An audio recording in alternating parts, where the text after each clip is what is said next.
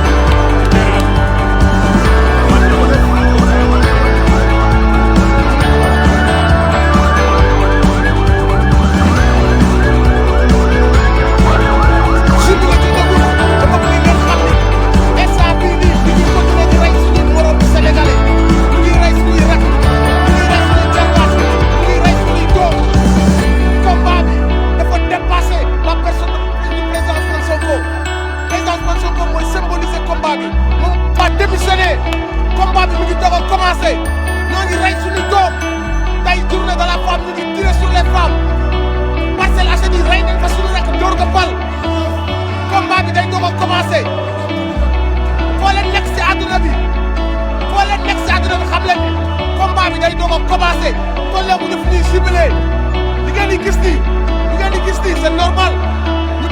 Le président Sonko dit que c'est gars qui condamne. Mais ça ne veut pas dire que le combat est fini. Le combat ne fait que commencer. Quand nous raïs sur l'Irak, quand nous raïs sur l'Irak, sur l'Irak, nous nous jubilés. Nous nous jubilés comme le faut. Pour Sénégal, pour la démocratie, c'est pris.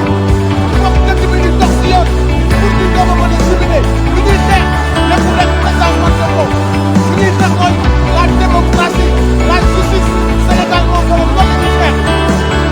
Donc, voilà le texte à tout le monde. On vient de voir tout jubilé de debout. Tout jubilé de debout. Nous nous jubilés. Et nous nous accueillons le président Sonko. Et quand nous nous jubilés, si nous accueillons, si nous jàppaat ñu rey, si nous accueillons ñu rey. Donc, on nous démonisne. On nous démonisne. On nous démonisne. Le combat continue. Que le président démissionne.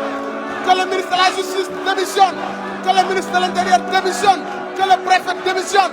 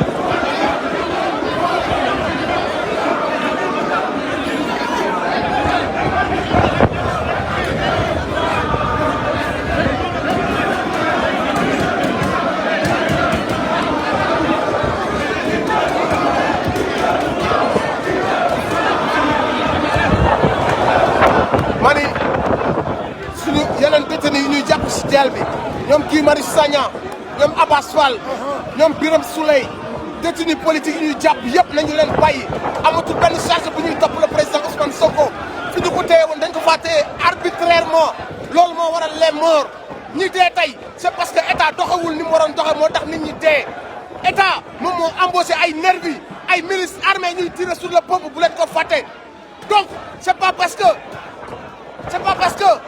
dañoo bàyyi Ousmane Sonko bu ñibbi këram dañu téye passeport am dañu koy topp pour tënk ko këram dootul mën a tourner mani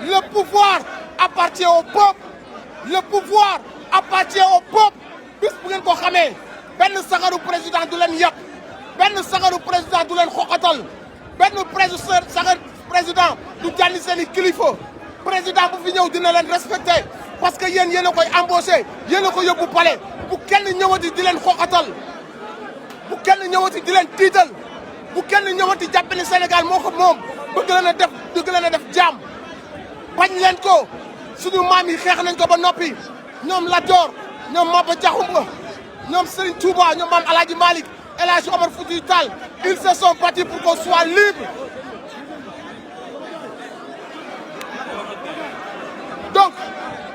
donc muy Macky Sall muy président Ousmane Sonko muy kaneen bu leen mës a nangu kenn jàppe leen jaam vous êtes tous des nobles sénégalais africains. Une minute de silence ñu ñaanal leen. Une minute de silence ñu ñaanal leen. Hey! Une minute de silence. Hey, déglu leen.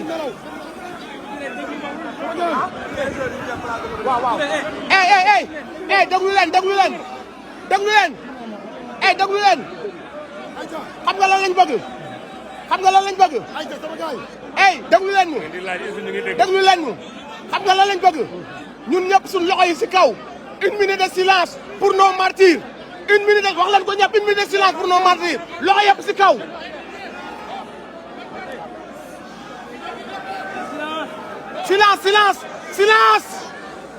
Silence pour nos martyrs.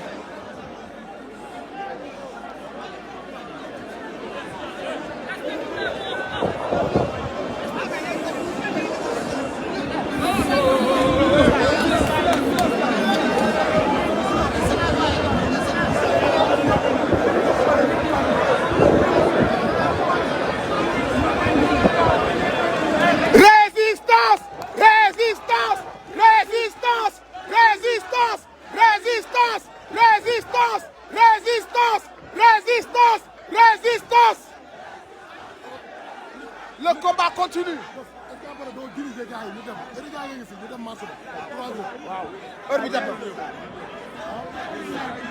ñu dem. Ayca sama gaay. dañu wàcc. dafa ndànk ci kaw nga nekk de nekkoo ci suuf de. foog ma wàcc. da ngay wàcc. Diga foog ma wàcc. ñëw waaw ñu dëgg. xaaral ma jël sa numéro wala na say foog ma wàcc ànd ak gars yi ñu dem marché ba.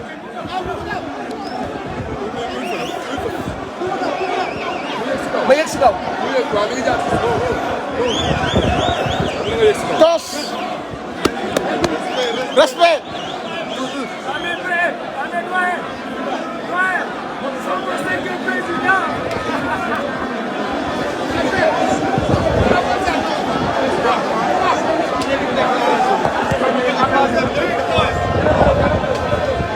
xaaral ma wuyu si kaw.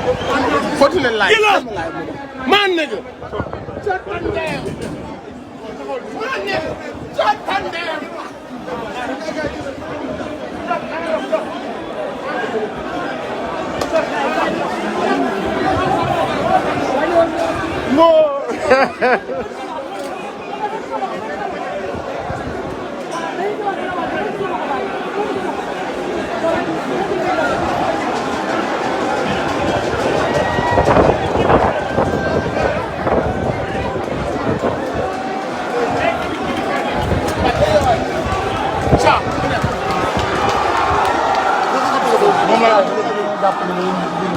waaw non dañuy damay ànd ak jëmul place L'Obélisque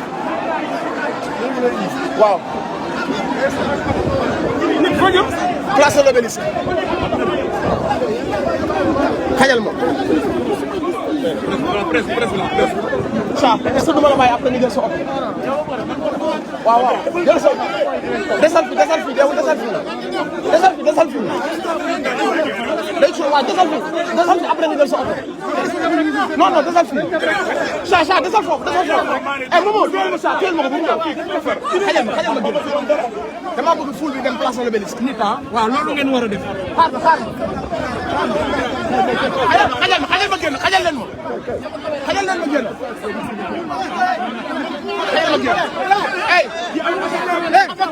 pousse xajal ko mu dugg déglu leen ma sama gaay déglu leen ma kaay ñu dem place de l'Obélisque yéen ñëpp kaay ñu dem ñëw leen place de l'Obélisque ñëw leen ñu dem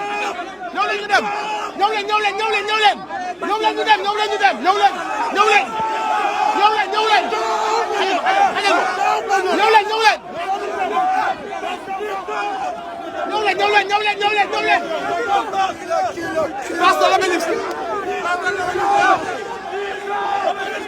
dafa ndànk xëcc leen public dañu ñëpp ñëw ñu dem place de l'Obélisque daf leen ndànk nit maa ngi fi ñëw leen ñu dem place de l'Obélisque les gens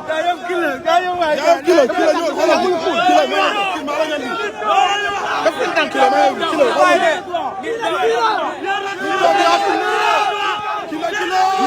ndànk place de l'Obélisque ñëw leen kilo jaaral ni may leen ko acca kilo may leen yoon place de l'Obélisque la nang ay def leen nang kan mooy xëcc ndey sama kol ma ngi cool man place de l'Obélisque lañ dem nañ leen dem ani so ana mu pusal ma nuyu sama gang bi man ani so man nigga respect brother respect my nigga le combat continue respect we have better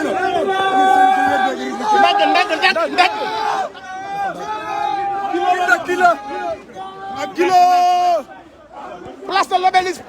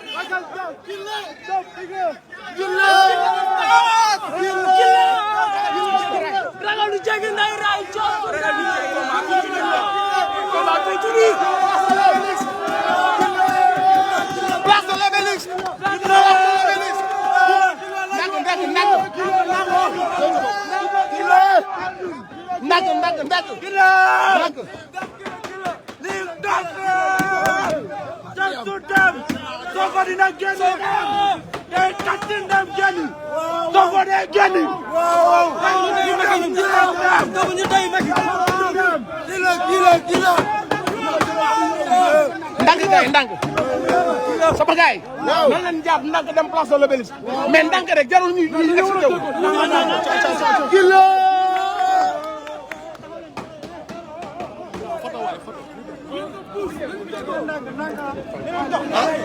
fier de toi frère fier de toi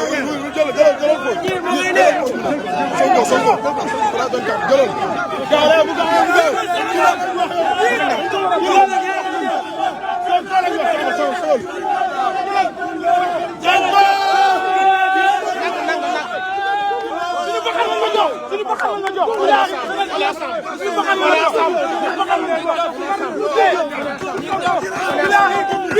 on est ensemble. Sama gaay place de l'Obélisque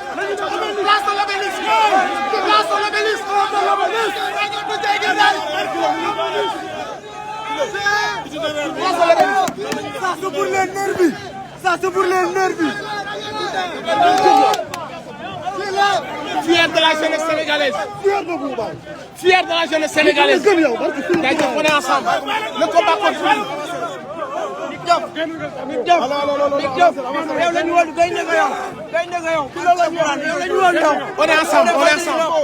on est ensemble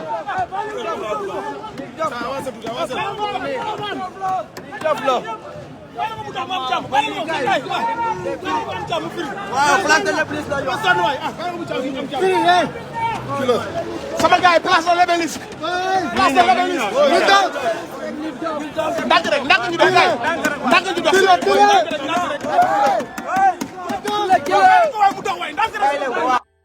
rek bu muy dox nank rek may leen ko mu ñëw jaar nank rek affaire bi yow la day delloo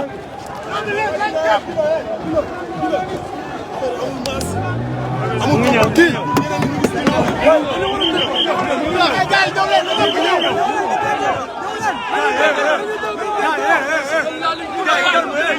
defal ni ma yëkkati champion bi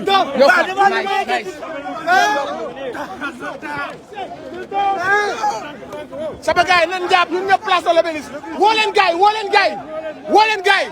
place de l'Obélisque nag baal ma def leen nag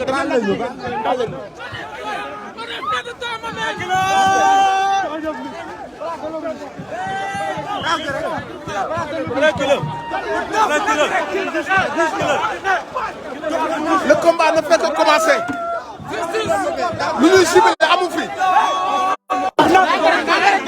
lu ñuy ciblé amagu fi instant bi ñu ngi rey suñuy frère ak suñuy sœur foo leen nekk si àdduna bi xamee leen ko noonu nous réclamons la démission du président Macky Sall.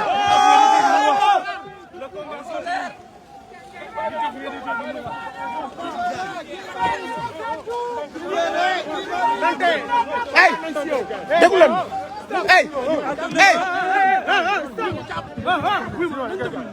waaw nañ ko organisé wu nañ dox ndànk xoolal teel yoon bi baal leen yoon bi def leen benn ligne baal leen yoon bi ñëw leen sama ginnaaw ñëw leen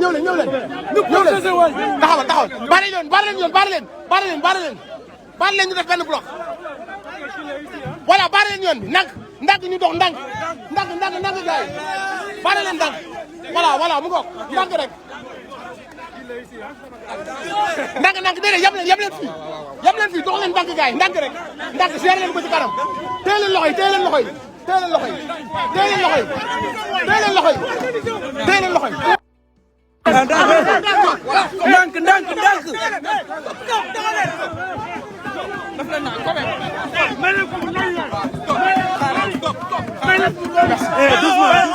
ndànk waaw ñu dem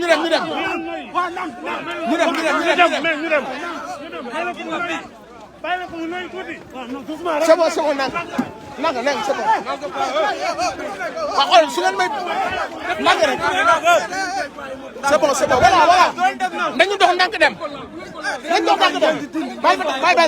bàyyi ma dox ndànk seen kanam gérer leen sama ginnaaw bàyyi loxo bàyyi sa loxo ni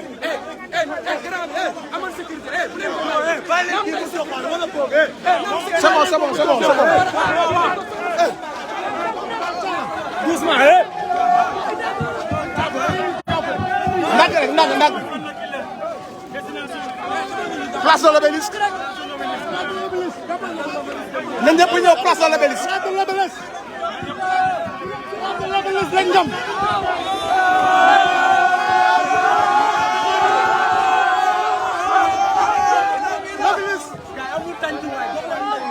ndànk sama gars yi ndànk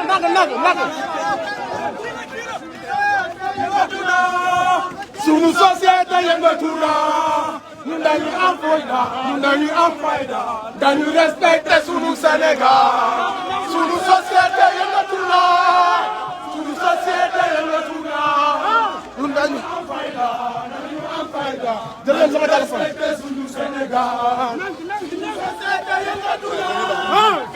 sama téléphone jël leen ko sama téléphone beneen bi waaw jël nañ ko coow jugul sama téléphone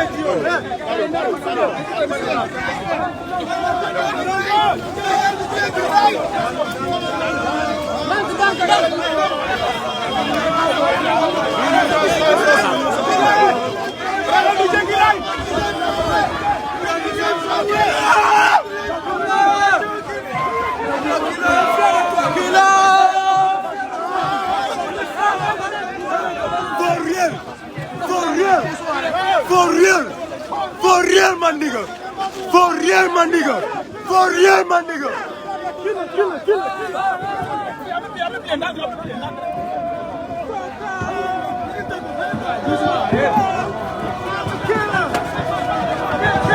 combat bi ñuy mëne Ousmane Sonko mooy symbole bi mais lu ñuy xeex du ay rek libérer Ousmane Sonko loolu lu ndaw la parce que président Ousmane Sonko déjà kenn waru ko woon jàpp mais lu ñuy xeex mooy suñu démocratie lu ñuy xeex mooy jële fi dictature lu ñuy xeex mooy suñu àq ak yelleef jaay doole bi rayaate bi loolu la ñuy xeex képp koo xamante si nii garde à vue Ousmane Sonko moo taxoon ngay xeex mën ngaa ñibbi sa kër mais képp koo xamante si nii Sénégal démocratie moom suñu bopp jële fi dictature moo taxoon ngay xeex xamal ni le combat ne fait que commencer.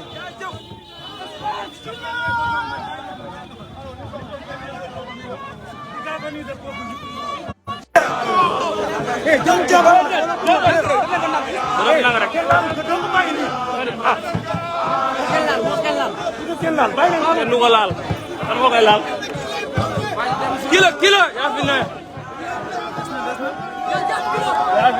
ñoo leen gëm barke Serigne Touba. ñoo leen gëm yow. ñoo leen gëm. kilo pour être Sénégalais yow. yaa fier pour représenter dëkk ñun rappeurs ñun ñoo leen gëm yow. ñoo leen gëm ñun doyen mbalax Fiers de la jeunesse sénégalaise. On est fiers de la jeunesse sénégalaise. On est fiers de cette jeunesse debout. On est content de toi. On est fiers de cette jeunesse consciente. On est content de toi. On est vraiment content de Moussa Nitdoff. Moi, je suis fier de cette jeunesse. On est Fier de cette jeunesse patriote. Cette jeunesse patriote. Nous sommes vraiment contents. Combat bi seen combat la. Cette jeunesse patriote. Vous êtes en train d'écrire l'histoire. Oui. Vous êtes en train de représenter votre drapeau et votre patrie. Et Inch'Allah, on va relever le nekk défi. ci àdduna bi fier leen seen bopp. muy diaspora bi. muy jigéen ñi. muy suñu yaay yi. On est fiers de la jeunesse sénégalaise. Soyez fiers de vous. Vous êtes dignes d'être des Sénégalais. Wute ngeen ak Sénégalais yi complot. Wute ngeen ak Sénégalais yi embauché ay nervi. Wute ngeen ak Sénégalais yi embauché ay milices armées di rey ay Sénégalais. Cette jeunesse sénégalaise, vous êtes des patriotes. Vous êtes dignes. Vous êtes dignes di wuyoo Sénégalais. Wute ngeen ak sunu noon yi def Aïssata Tall Sall, Idrissa Seck, Antoine Niack Diom. Antoine Félix Diome.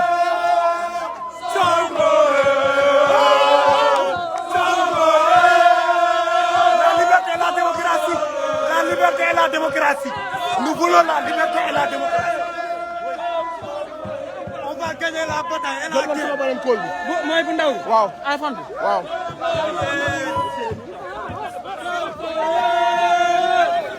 Nice. kaay xoolal na fa la boobu arrière tuuti waaye si ginnaaw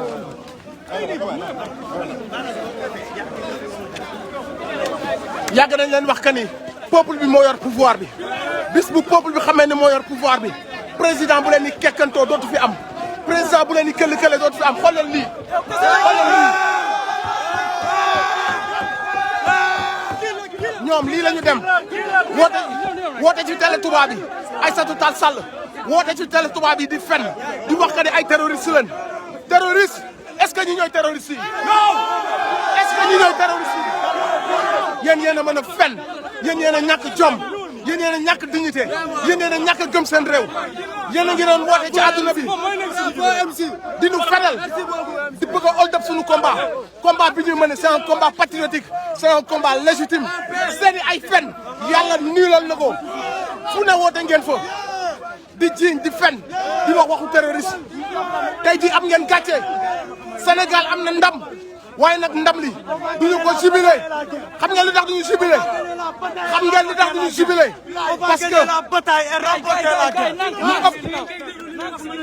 lu ëpp plus de fukki bakkan lu ëpp plus de fukki bakkan wadd na Macky Sall reylu na plus de fukki bakkan embauché ay derbi embauché ay milices armés ñuy tirer suñu people ba ñu rey suñuy rak rey suñuy jabaat kon bàyyi na Ousmane Sonko d'accord mais duñu jubilé parce que suñu xol parewul pour jubilé suñu xol mi ngi jooy suñuy rangooñ mi ngi tuuru suñu biir xol kon amuñu temps jubilé amuñu temps fecc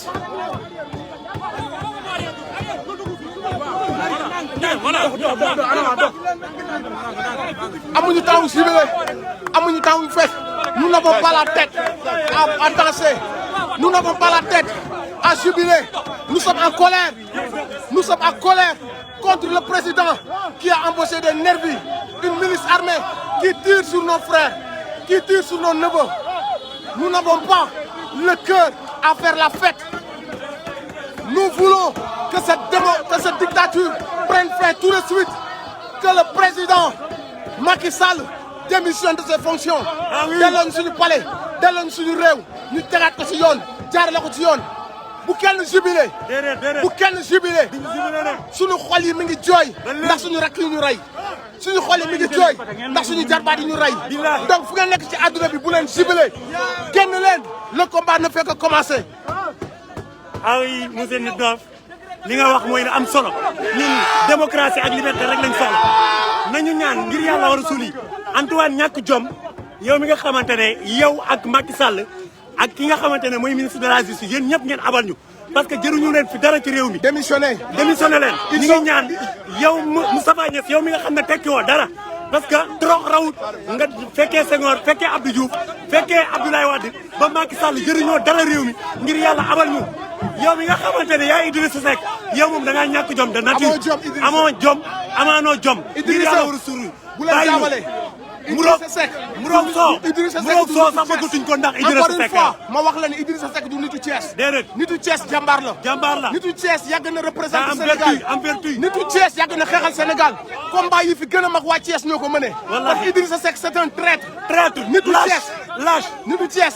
tout sauf Idrissa Seck. un bâtard c'est un traître. bu ko kenn wooye nitu Thiès. déedéet képp koo xamante ni nitu Thiès nga nga fier ci sa bopp. oui ndax Thiès a toujours répondu présent à tous les combats patriotiques.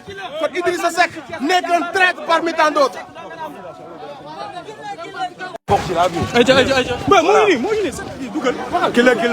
On est là aujourd'hui pour combattre l'injustice sénégalaise.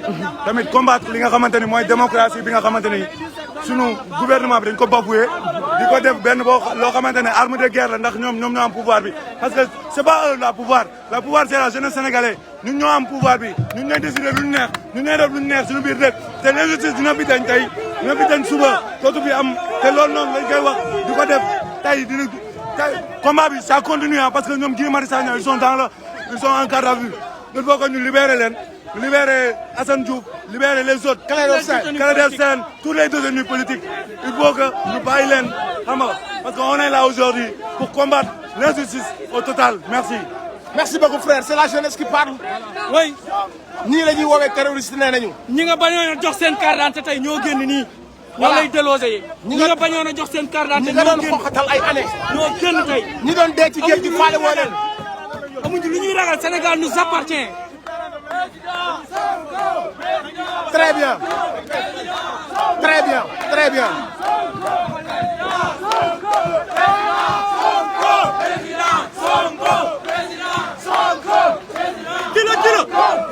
Respect brother.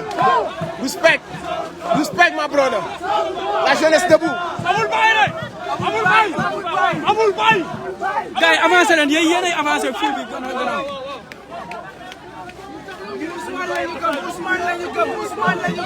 képp ku jaayoon sa ngor tey di nga rus. képp ku jaayoon sa dignité tey da nga rus. képp ku ànd woon ak peuple bi tey di nga rus.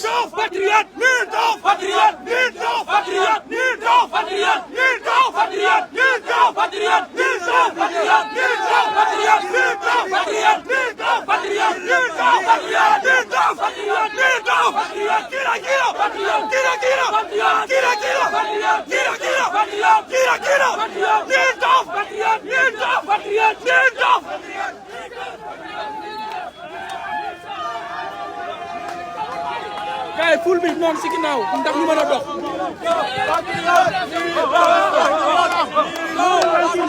nous sommes fiers de cette jeunesse. ci ginnaaw ndànk rek. ku doon wax kan jeunesse sénégalaise bëggul dara si boppam ak ci avenir am tey war ngaa ruus. jeunesse bi violence da doon bañ. sénégalais ku ko xam ko ci non violence xam ko ci moytu ak masla boo ko seq ak baadoo du comprendre loolu danaan ñii dañoo ragal. mais c'est mal connaître la jeunesse sénégalaise li ñuy def ci yenn dëkk yi muy jàll boo ko essayé Sénégal di nga xam te ne jeunesse bii jeunesse bu am cerveau la Mame Abdou Aziz Sy mënuñoo yar ñuy nekk nit yu amul bopp Mame Saliou Mbacké mënuñoo yar ñuy nekk jeunesse yu amul bopp Serigne Touba mënul bind bàyyi fi te ñun duñu am xam-xam Mame Baye Niass mënul bind bàyyi fi te ñun duñu am xam-xam Mame El Hadji Malick du bind bàyyi fi te ñun duñu am xam-xam képp ku jàppe jeunesse sénégalaise ay dof yow yaay dof bu mag bi bëri nañ kaf bëri nañ ree bëgg nañu comédie waaye bu fulla ak fayda jotee gis ngeen la jeunesse sénégalaise su ngeen bëggee ma wan leen ci kanam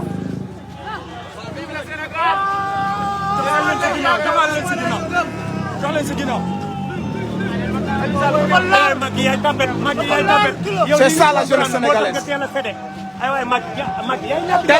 teelul sëde de suñu ay doom dee nañ benn bakkan waru woon rot su Macky teeloon na sëde benn bakkan du rot voilà bu ñu wax ni teel na sëde amul choix sëdewul peuple bi moo imposé peuple bi moo imposé voilà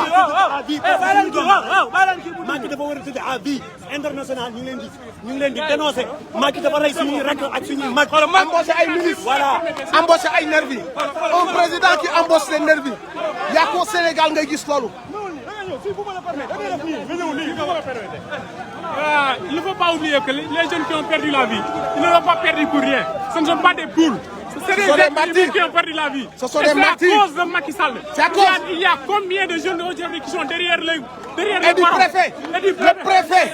soo bàyyi woon Ousmane Sonko mu dem wuy ji. lii yëpp du am préfet.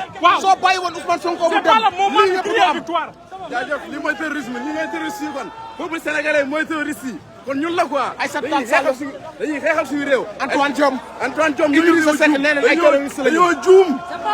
bëggoon ñoo jaxaseeg àdduna. dañoo juum bëggoon a hold up suñu combat légitime bi ñuy mëne. dañoo juum. juum ngeen tey war ngeen a am gàcce. terroriste baa ngi nii. voilà wuyu leen terroriste yi. xoolal terroriste yi. Aïssata Tall Sall yow sax mérito vivre yow nga naan yow Dame bu Barack nga yow Aïssata Tall Sall yaa ñu rusloo Aïssata Tall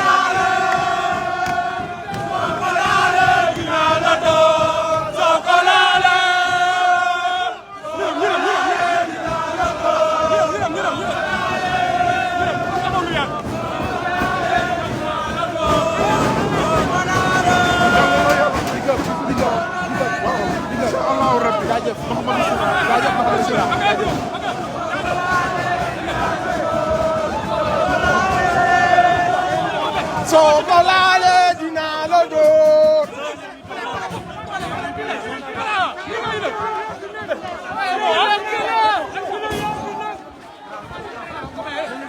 voilà bàyyi ko moom mu taxaw ci kanam voilà bàyyi ko moom mu taxaw ci kanam.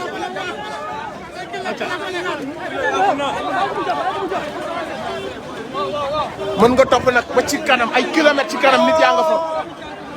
ay kilomètres ci kanam nit yaa nga fa. du da ngeen a jëloon seen ay nervi ñoo ngi wax seen ay nervi ñu ñëw place de l'Obélisque ñu ñëw ray people bi bismillah du da ngeen a jëloon seen i milice du da ngeen doon tirer sur le peuple ray plus de 10 sénégalais ay jeunes yu amoon avenir yu génn di marché yoruñu arme ngeen tirer si ñoom ray leen fekk leen ñu place de l'Obélisque du da ngeen a embauché seen ay nervi bépp membre APR bu embauché nervi xam nañ la ñi dee c'est de ta faute les Sénégalais qui sont morts c'est de par vos actes yéen ñi dem embauché ay agresseurs pour ñu rey les Sénégalais l'histoire retiendra que des membres du APR ont embauché des agresseurs ñu ñëw di rey askan bi on a perdu 10 de nos petits frères 10 de nos petits frères et sœurs loolu duñ leen ko baal justice doit être faite te li ñu bëgg a wax mooy justice boobu président Macky Sall mënu ko def parce que il est illégitime. nga jël si digg tali bi waaw moom yàqu na mais si digg tali bi waaw. ci ginnaaw non ñoo baax na si ginnaaw baax na. ok yeggal allez. amul nelaw.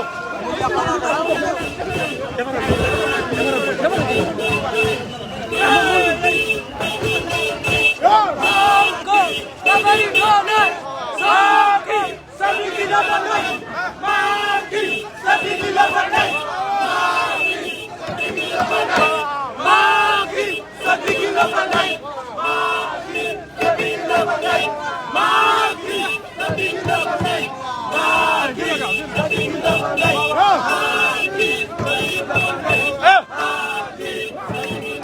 ñu demee place de l'Obélisque fekk ñu ko bon dañuy jubal palais palais la ñuy jëm palais la ñuy jëm daal.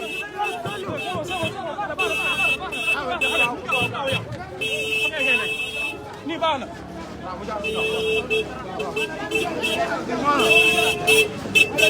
lii lañ war a continuer tam bay palais ñu génn abal yi. bu ñu demee place de l'Obélisque rek la bàyyi ñu ko. dañuy jubal Toute la jeunesse africaine doit faire pareil. C'est seulement de cette manière que nous allons libérer l'Afrique. Ces dictateurs à la tête de nos pays, qui collaborent avec nos oppresseurs, qui pillent nos ressources. Il n'y a que de cette manière que ces gens-là vont nous écouter. Partout où vous êtes en Afrique, je parle à la jeunesse africaine. Faites la même chose. Faites votre révolution. N'écoutez plus personne. Tous ces gens-là nous ont longtemps malmenés. Ils nous ont longtemps menti, manipulés. Ils ont créé des guerres. Ils ont tué beaucoup d'Africains dans le seul but de rester au pouvoir, dans le seul but de collaborer avec nos oppresseurs et de rendre l'Afrique encore plus pauvre. Il est temps que cette jeunesse africaine se soulève, se lève, main à la main. Main dans la main, nous diapante. Toute la jeunesse africaine doit faire pareil. Toute la jeunesse africaine. Il n'y a que de cette façon qu'on pourra libérer l'Afrique. Réveillez-vous, la jeunesse africaine. L'heure de la résistance a sonné. Nous devons rendre l'Afrique grande comme elle doit l'être. L'Afrique n'est pas un petit continent. La civilisation est née en Afrique. Tous les grands hommes, Cheikh Anta Diop, tous les grands hommes, l'Afrique a toujours eu des combattants. L'Afrique a toujours eu des gens, des résistants. Ils ont menti sur notre histoire. Ils nous ont menti dans le seul but de nous faire, de tuer notre estime de nous-mêmes et de notre histoire. Ils ont tué notre estime. Ils nous ont fait croire que l'homme noir n'est pas intelligent. Ils nous ont fait croire que l'homme noir n'est pas assez rentré dans l'histoire. Ils ont falsifié notre histoire. Ils l'ont écrit, ils l'ont réécrite à leur manière. Ils ont menti à l'Afrique. Ils ont rendu à l'Africain complexé. Ils lui ont dit que tu n'étais pas assez rentré dans l'histoire. Que tes ancêtres étaient des moins que rien. Et de cette manière, l'Africain ne connaît pas réellement qui il est. Nous devons faire un repli. Nous devons faire un repli. Nous devons apprendre notre vraie histoire. Il n'y a que de cette manière qu'on pourra avoir des repères. Il n'y a que de cette manière qu'on pourra savoir qui nous sommes, d'où nous venons et où nous devons aller. Jeunesse africaine, ne soyez plus complexés. Ne laissez plus ces dictateurs vous malmener, vous manipuler. Levez-vous, soyez forts, soyez unis. Nous sommes tous des frères et sœurs. L'Afrique est un seul pays. Donnons-nous la main. Donnons-nous la main à l'Afrique. La jeunesse africaine, réveillez-vous. Il n'y a que de cette manière Alassane Ouattara quittera le pouvoir. Il n'y a que de cette manière tous ces dictateurs quitteront la tête des pays africains. N'ayez pas peur. Si vous vous unissez, vous devenez plus fort. Aucune armée ne peut tuer ces gens-là. Aucune armée ne peut arrêter toute cette jeunesse. Jeunesse africaine, levez-vous. Levez-vous. Ils veulent nous endormir. Ils veulent que nous passions notre temps à danser, à nous habiller, à parler de futilité et à oublier les vraies réalités de notre société. C'est notre moment. C'est notre histoire. C'est notre révolution et nous devons la mener. Je parle à toute la jeunesse africaine. N'ayez plus peur. N'ayez plus peur. Le bon Dieu nous a bénis. Nous avons tout pour être les premiers dans ce monde. Et pourtant nous vivons dans la famine. Nous ne nous soignons pas. Nous n'allons pas à l'école. Et nos dictateurs pillent nos milliards. Leurs enfants deviennent multimilliardaires dans le dos des pauvres Africains. Et nous continuons à souffrir. Eux, ils ont volé nos milliards. Ils habitent dans les plus grands hôtels à New York, à Paris. Il n'y a que de cette manière on pourra stopper ça. N'ayez plus peur. N'ayez plus de complexe. Assumez votre révolution. Jeunesse africaine, assumez votre révolution.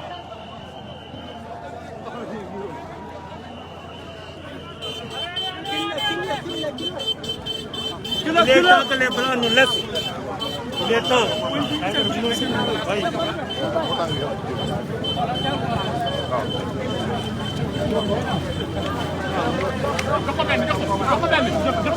Merci.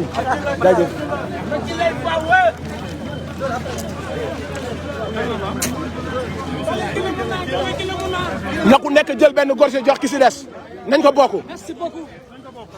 nañ ko bokk gars yi.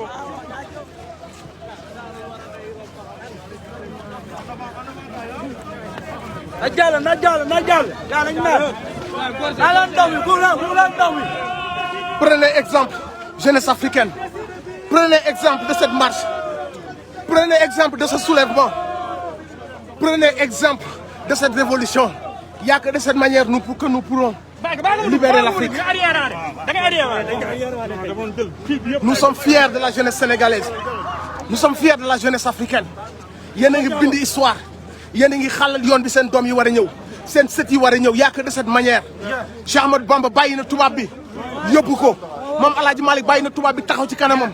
Suñu mag ñëpp ba suñu nangu ñëpp dañoo jàmmarloo ak les oppresseurs.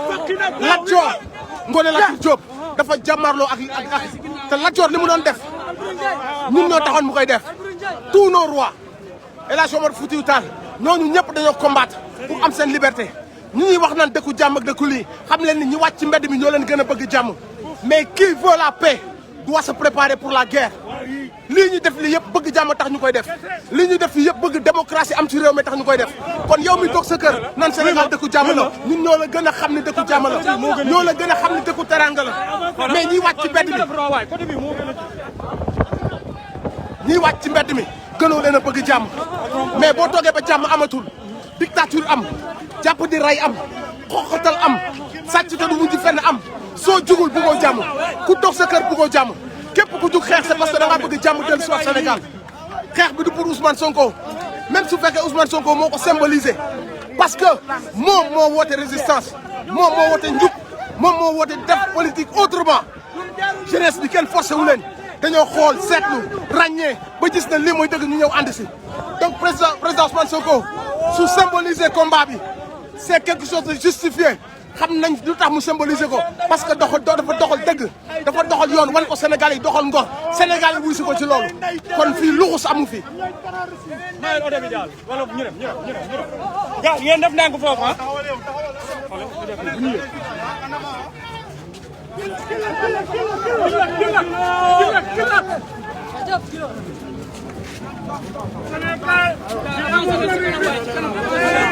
ci digg bi ah gars yi ci digg bi kaman gars yi ñoo leen ci digg bi ñu bañ a nekk ci ëllëg.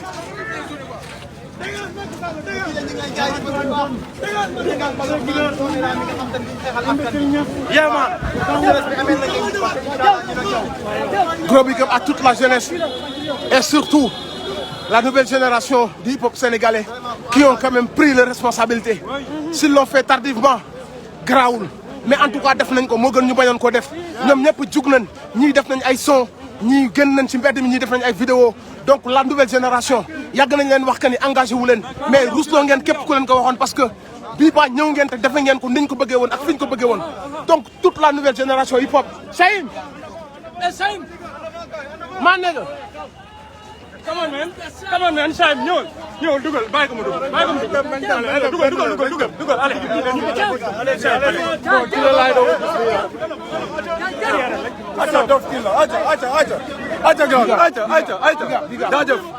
jaajëf le combat continue frère le combat continue. Notre fierté à la jeunesse. Notre fierté à la jeunesse sénégalaise.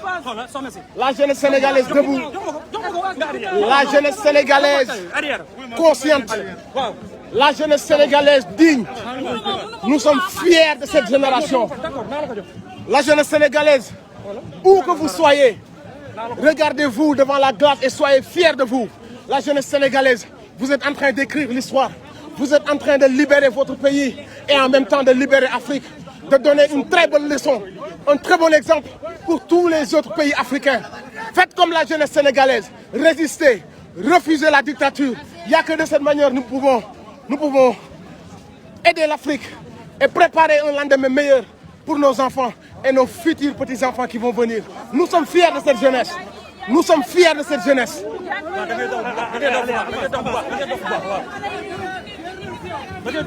Respect. Respect. Je suis fier de vous, fier de la jeunesse. Respect.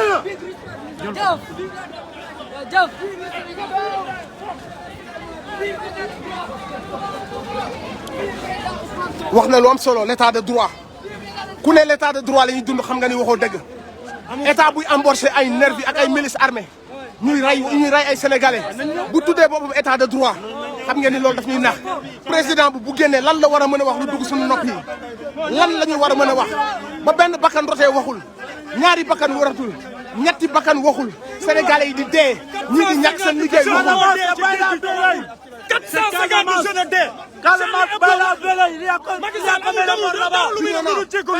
Bignona force à vous nos frères qui sont en Bignona gis nañ li ngeen dund gis nañ résistance bi ngeen taxawal gis nañ combat bi ngeen taxawal toute la Casamance gis nañ ñëpp jeunesse de Parcelloise ñoo ngi leen di big up toute la banlieue Fatick gis nañ leen Touba même si su fekkee biir Touba waruñu fa manifester génn nañ dem Mbacké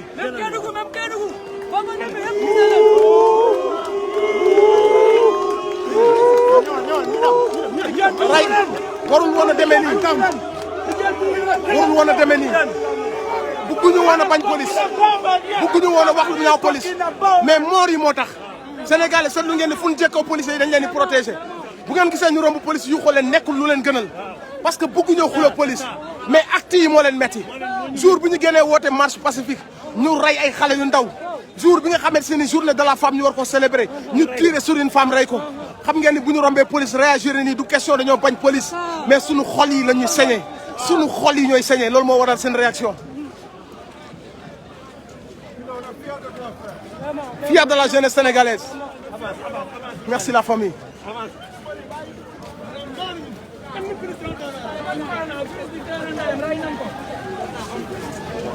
fii bala ñu waroon day jubalu direct ñu jëloo gandeel sëñ bi doyal nañ ko fii booy dañoo doyal si sëñ bi dañ ko doyal waaw bu ñu leen doon wax système bi ngeen koy jëlal paar gis ngeen système bi lu muy def tey jii yónni nañ ay ministre yónni nañ ay responsable ñu woote di fenal Sénégal te foote boobu ñu doon fenal Sénégal mënoon na jur ngan di guerre civile mënoon na rey ay nit yu bari donc ku mel ne Aïssata Tall Sall li mu waxal Sénégalais yi duñ ko baal mukk ci àdduna mukk ñu baal ko ci àdduna à l'international la woote fedal Sénégalais yi wax ne ay terroristes dañ fay nekk te wooteem boobu mu woote mënoon na gën a taal Sénégal mënoon na gën a bëri ay moom ak Idrissa Seck ak Antoine Diome li ngeen ñu waxal duñ leen ko baal la jeunesse du leen mës a baal fen ñi ngeen fedal Sénégalais parce que loolu noonu moo yokk moor yi loolu moo yokk colère bi suñu kilifa diine yi génn tempéré Félix Antoine Diome génn daal di yuuxu gëdd ñu leen ko mës a baal ñu jël ko côté bi ñu génn ci ful bi ñu génn ci ful bi ñu génn ci ful bi la ñuy dem waaw non nañ def nii nañ def nii bàyyi leen ko rek ñu def nii après ñu def nii waaw non ñii nañ dégg bàyyi ma foo xamante si bon day dem foo xam ne au moins dina taxaw si kaw wala lan allez gars yi na desee voilà jaajëf brother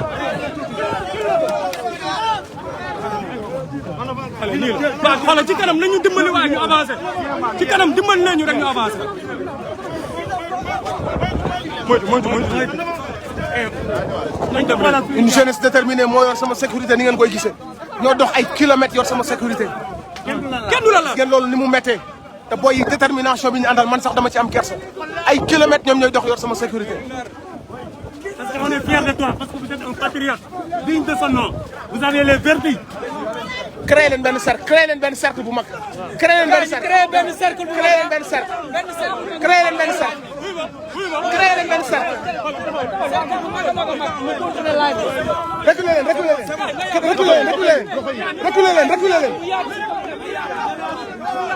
reculez leen.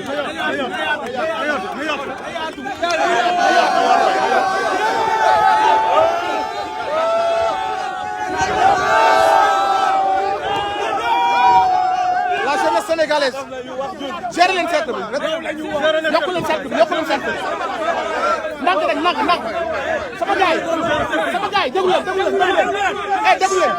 déglu leen sama gars yi seen gars yi def bi cercle bi su ngeen dee pousse ñoom dañuy sonn dafa metti da ngeen leen di jàppale nañ taxaw benn place ànd ak suñu sérénité gis nga combat bi ñuy mëne combat bu noble la gis nga ñun dañoo fier si yéen comme ñëw nañ ba agsi fii nañ dal jàmm xoolal ñii nii su ngeen buuxee da ngeen leen di sonal donc gars yi nga xam si ñooy def sécurité bu leen kenn buux jàpp leen ci rek bu kenn buux gars yi ndànk rek sérénité sérénité.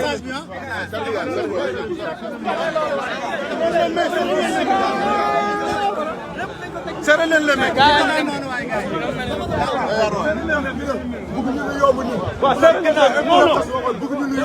serré leen les mains.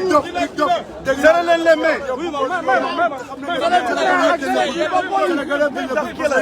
est-ce que mën nañu am benn déclaration direct sur la page Actualité Information. Journée de la femme. Eh tàccu leen les femmes. ñu bokk ci combat bi yëpp. Toutes les femmes patriotes. Toutes les femmes patriotes. gars yi jàpp leen cercle bi bu leen ko waxante.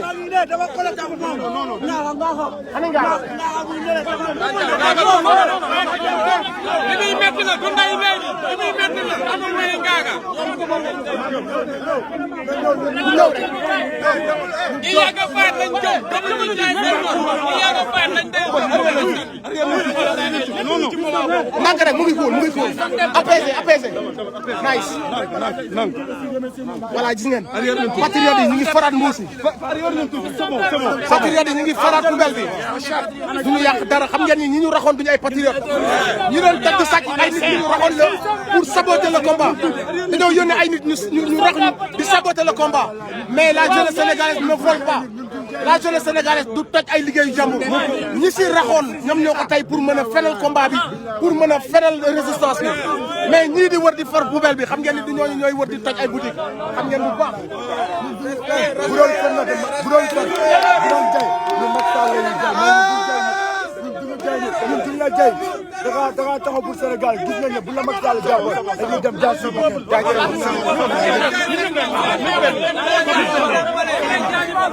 sama gars ah. oui ma gars soo bëggee mu neex ah. gars soo bëggee mu neex ah ñu dugal ku nekk mu wax ah.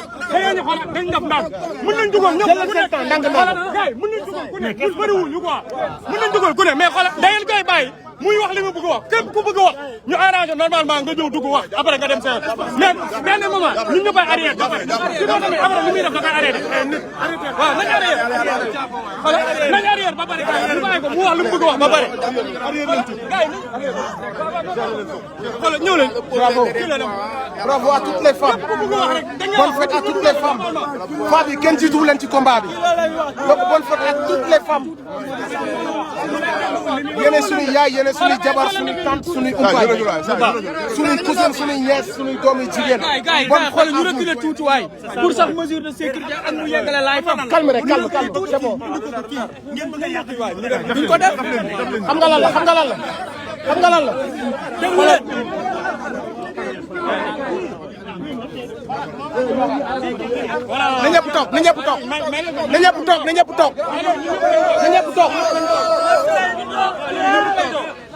na ñëpp toog na ñëpp toog toog leen ñun ñëpp lañ toog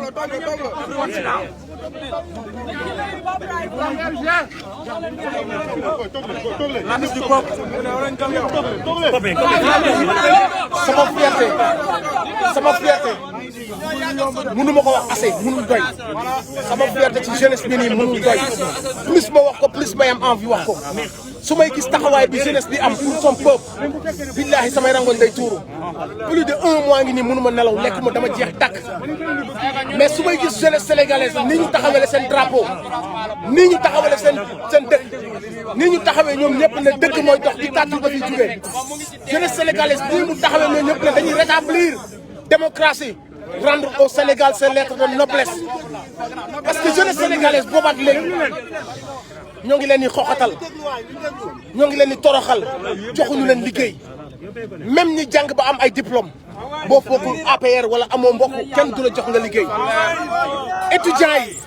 étudiants yi bañ nekkee xale yu ndaw ba léegi ñu ngi jàng seen papa yi def ci ñoom lu ñu am def ko ñuy joxe di joxe ay année ñu dem ba yor seen i diplôme xam nga fan lañ mujjee dem def ay casting pour bokk ci ay téléfilm moo la war a wanal catastrophe bi ñuy dund moo la war a wanal désespoir bi ñuy dund loolu moo tax aussi mool yi nga xamante ne ñi ngi doon liggéey di suturlu di dimbali seen ay waajur fii lañ mujjee dem ba mujj tay la seen àdduna bàyyi fi seen jabar ak seen doom jaar ci géej gi ba dee ci boobaak léegi ku am lu la metti bëgg koo kaas ñu yónnee la ay police toroxal la ku wax ñu xooxatal la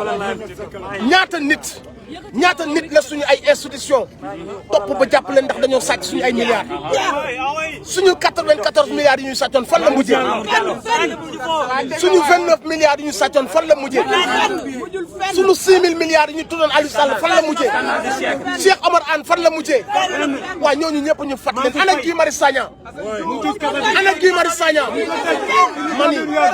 mani ce combat est légitime et justifié combat bi dafa am fu ñu ko teg képp ku taxaw ne combat bi ay terroriste la képp ku ko wax xam nga ni da ngay fen combat bi un peuple moo jug de manière spontanée amul kenn ku leen mën na am nag déclenchement bi mooy tooñ gi ngeen tooñ Ousmane Sonko yéen yéen a ñàkk jom yéen a ñàkk dignité amul leen lu ngeen jël dul xale bu ndaw bu jigéen ngeen dikku àdduna ak li si biir décision boobu ngeen jëloon vous allez payer parce que décision boobu ngeen jëloon moo rey tey fukki Sénégalais ay xale yu ndaw yu amoon avenir parce que bu ngeen deful woon décision boobu noonu Sénégalais yi la leen métti woon lépp na nga doon continuer di ko muñ mais décision boobu ngeen jël utiliser jigéen def loo ko ay mbir mënu ko yàq